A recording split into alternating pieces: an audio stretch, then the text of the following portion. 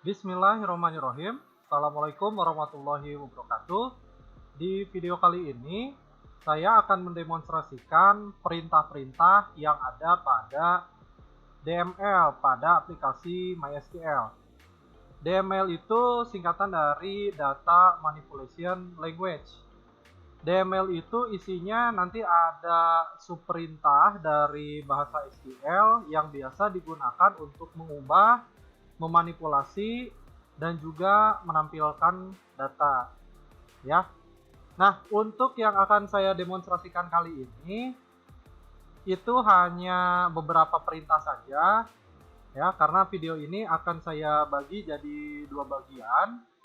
Nah, untuk perintah DML itu sendiri, itu ada insert, ada select, nanti ada update, ada delete, dan juga ada perintah-perintah yang lain. Nah, di video kali ini saya akan demonstrasikan untuk perintah insert dan juga perintah select. Nah, langsung saja kita mulai. Pertama kita buka dulu aplikasi MySQL-nya. Kita masukkan passwordnya. Nah, di sini sebelum kita demonstrasikan tentang perintah dari DML, yang harus kita lakukan adalah kita harus membuat dulu database-nya dan juga membuat dulu tabelnya. Nah, ini langkah-langkahnya sudah pernah saya demonstrasikan di video sebelumnya tentang Data Definition Language atau DDL. Nah, sekarang kita cek dulu apakah di MySQL ini sudah ada database yang sebelumnya saya buat. Kita masukkan perintah show database. Nah, di sini di MySQL sudah ada database db_sekolah yang kemarin sudah saya buat. Nah, maka kita bisa menggunakan database ini untuk melanjutkan ke DML. Nah, kita gunakan dulu atau kita aktifkan dulu database db_sekolahnya dengan cara masukkan perintah use, lalu kita masukkan nama database-nya db_sekolah. Diakhiri titik koma, jangan lupa kita tekan tombol enter sampai muncul notifikasi database change atau database-nya sudah berubah, sudah aktif katanya. Nah, berikutnya kita akan cek dulu apakah di db_sekolah ini sudah memiliki tabel. Nah, kita cek dulu dengan cara masukkan perintah show tables. Lalu kita enter. Nah, sekarang terlihat di sini di db_sekolah itu sudah ada satu buah tabel dengan nama tabel siswa. Nah, sekarang berikutnya kita cek dulu di tabel siswa ini ada field apa saja dan tipe data beserta panjang datanya juga apa. Nah, dengan cara kita masukkan perintah describe, DSC, lalu kita masukkan nama tabelnya siswa. Kita enter. Nah, di sini terlihat pada tabel siswa ini ada 4 field, ada NIS, ada nama, jenis kelamin, dan jurusan. Untuk tipe datanya sengaja saya bikin semua varchar terlebih dahulu, ya, dengan panjang data yang berbeda-beda. Nah, lalu yang dijadikan primary key-nya adalah NIS.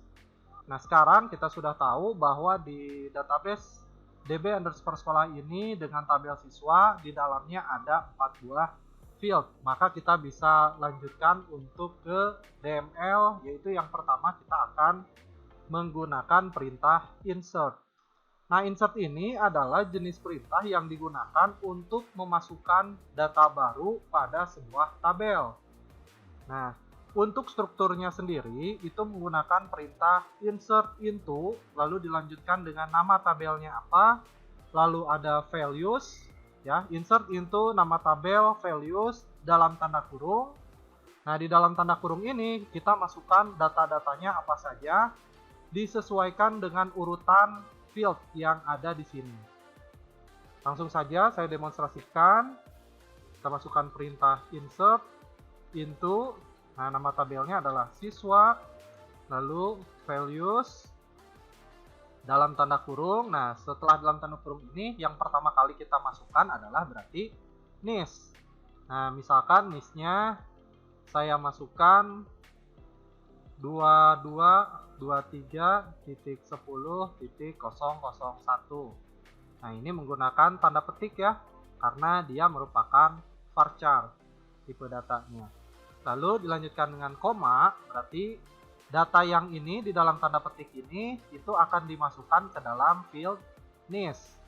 Lalu koma, berarti kita sekarang akan memasukkan yang untuk field siswa.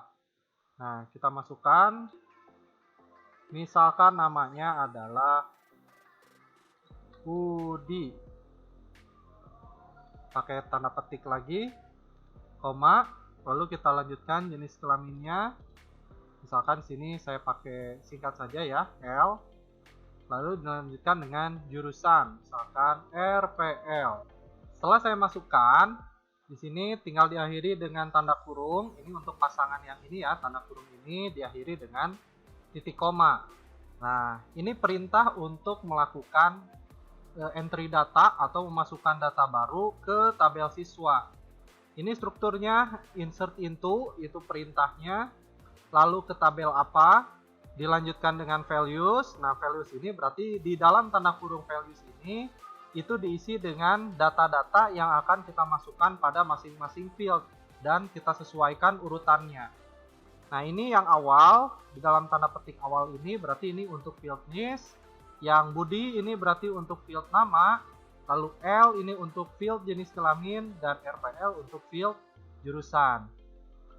Tinggal kita enter. Nah, muncul notifikasi query OK. Langkah berikutnya tinggal kita cek apakah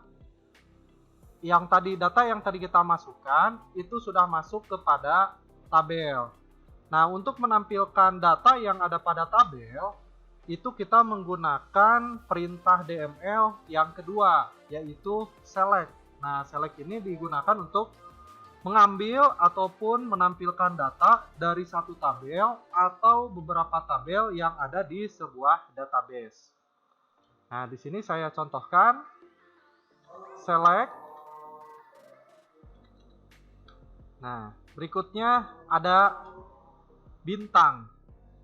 Lalu from, nama tabelnya adalah siswa. Kita enter. Nah, sekarang terlihat di tabel siswa untuk field NIS, di sini sudah ada data sesuai yang tadi kita masukkan. Ya, di nama juga sama, jenis kelamin sama, jurusan juga sama. Nah, perintah ini select bintang. Nah, bintang itu artinya untuk menampilkan keseluruhan data. Keseluruhan field ya, akan ditampilkan keseluruhan field yang ada pada tabel siswa. Nah, misal di sini saya hanya ingin menampilkan field nama dan jurusan saja yang ada pada tabel siswa. Maka perintahnya akan jadi seperti ini. Select.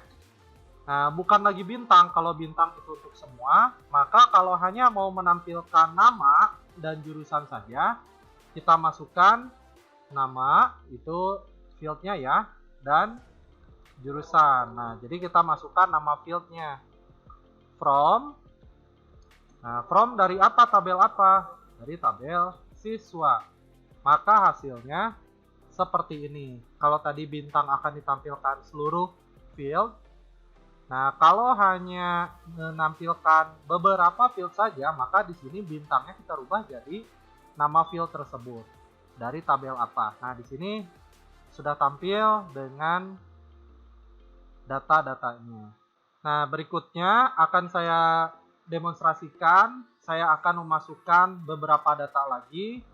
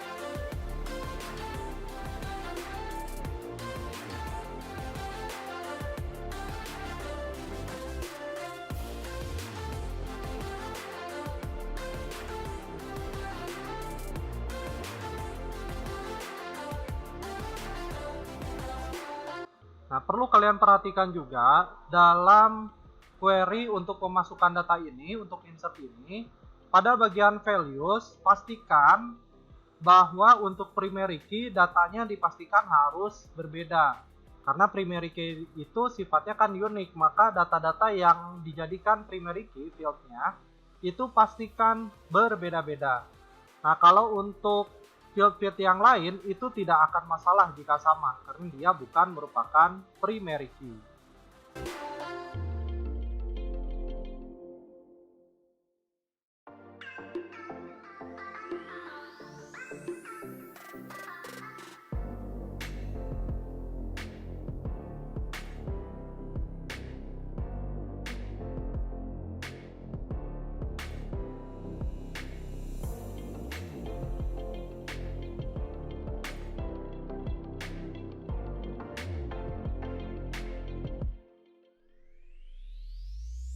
Nah, di sini saya sudah selesai memasukkan data-data yang lain. Di sini saya contohkan ada 4 data baru yang saya masukkan. Sekarang tinggal saya cek apakah data-data ini sudah masuk.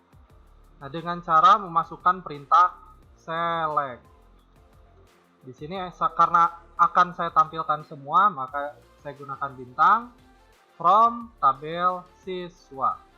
Kita enter. Nah, maka sekarang di tabel siswa sudah ada 5 record ya, 5 data hasil dari perintah insert ya. Dan untuk perintah DML yang kedua, ini ada select. Nah, ini digunakan tadi untuk menampilkan data yang ada pada sebuah tabel. Nah, untuk video kali ini saya cukupkan sekian. Nah, kita lanjutkan nanti pada video DML berikutnya. Assalamualaikum warahmatullahi wabarakatuh.